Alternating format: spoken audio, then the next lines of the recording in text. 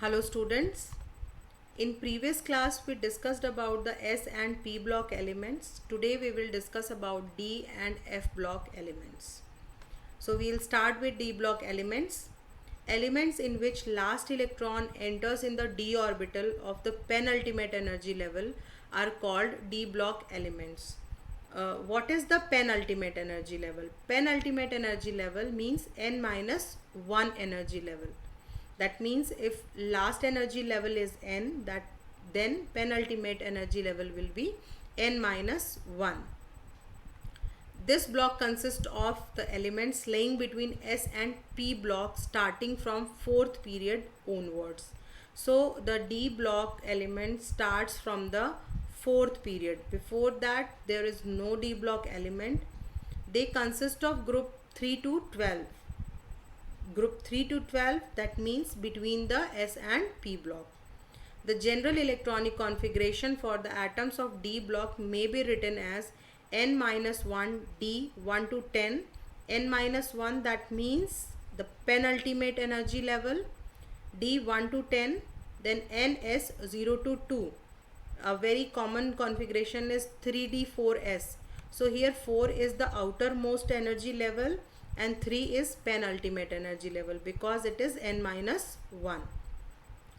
And each group of these D block element like 3D, 4D, 5D, 6D groups, it is divided into like this. So each of these are having 10 elements because the electron enters from 1 number to 10 numbers in the penultimate D orbital. These elements are also called transition elements because the property of these are in between S and P block elements. So these elements show a transition of properties from S block element to P block element. That's why these are also known as the transition elements. The D block comprises 3 complete rows of 10 elements and 1 incomplete rows. These rows are called first, second, third and fourth transition series, which involve the filling of 3D, 4D, 5D and 6D orbitals respectively. Like here it is given, first transition series starts with scandium atomic number 21 to zinc atomic number 30. This transition series is present in the fourth period and 3D orbitals are gradually filled. Second transition series start with yttrium and it goes up to the cadmium and it is in fifth period and 4D orbitals are gradually filled. Similarly, in case of third transition series, the sixth period, it is in sixth period and 5D orbitals are gradually filled, whereas in fourth transition series it start with actinium and the seventh, it is present in seventh period and 6D orbitals are gradually filled. Then general characteristics of D block elements. D block elements show variable valency. That means the valency is changing. They show more than one valencies.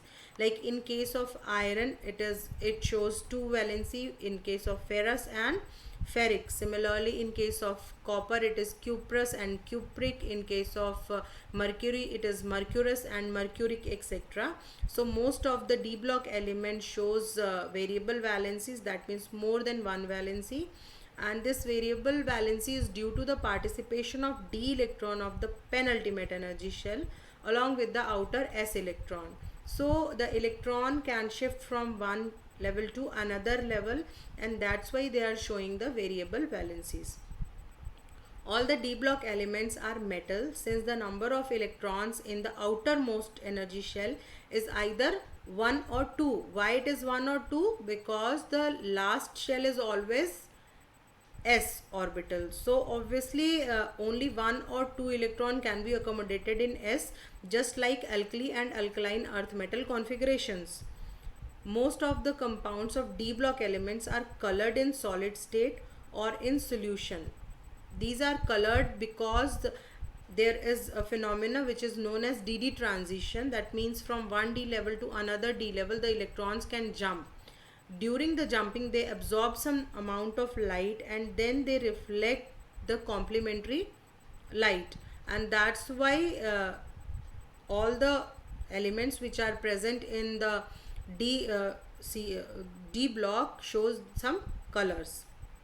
The salts of metal ion having n-1 D0 or n-1 D10 are colorless, because in first case there is no electron in d orbital, so there is no transition of electron from one level to another level takes place, whereas in case of d10 it is fully filled, so there is no vacant place where electron can jump. So if element or its salt is having these two configuration, in that case it does not possess color. They have a good tendency to form complex compounds. All the transition elements can easily form the complexes because they are having small size, which is required for the complex formation. They are having high nuclear charge, which is again required for complex formation.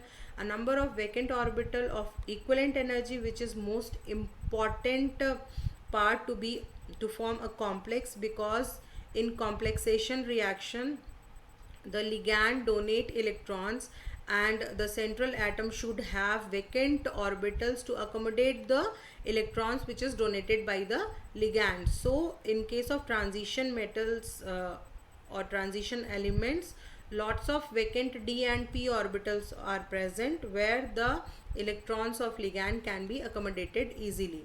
Most of the d block element act as good catalysts. Again, this is because of the vacant orbitals to accommodate the electron during the transition reactions. Very common example are copper, platinum, iron, all act as good catalysts. D block elements possess high melting point, as those are very strong metals and they are having very strong metallic bonds between each other, so it possesses very high melting point. Paramagnetism is common in D block elements due to the presence of single electrons. Then F block elements. The elements in which the last electron entered into the F block are called F block elements. In these elements, the last electron is entered to the anti-penultimate energy level, that is n-2f. Anti-penultimate means n-2f. As we discussed, penultimate n-1 and anti-penultimate is n-2.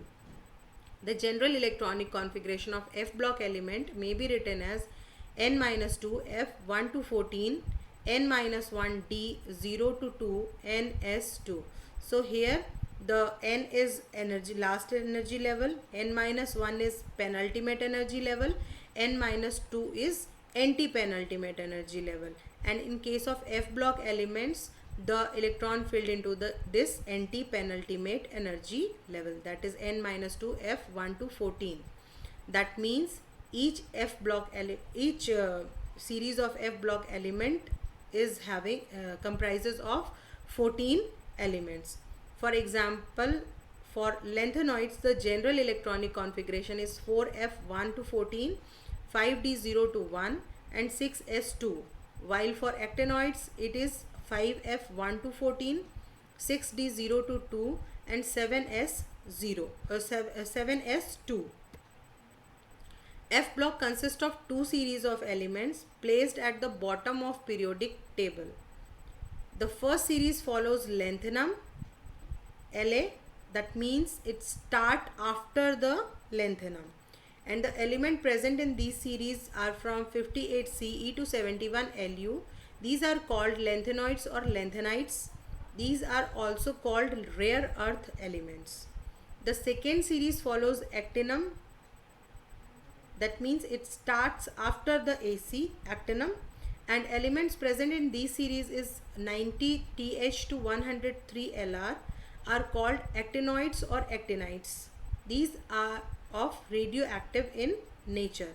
So these F block elements are just came out from the transition elements from the D block, because if we place these F block elements in between the transition elements, it disturbs the periodicity of the periodic table. That's why these two are separately placed just below the main frame of the periodic table. The elements included in this two series are called inner transition elements because they form transition series within the transition elements of D block. They are heavy metals.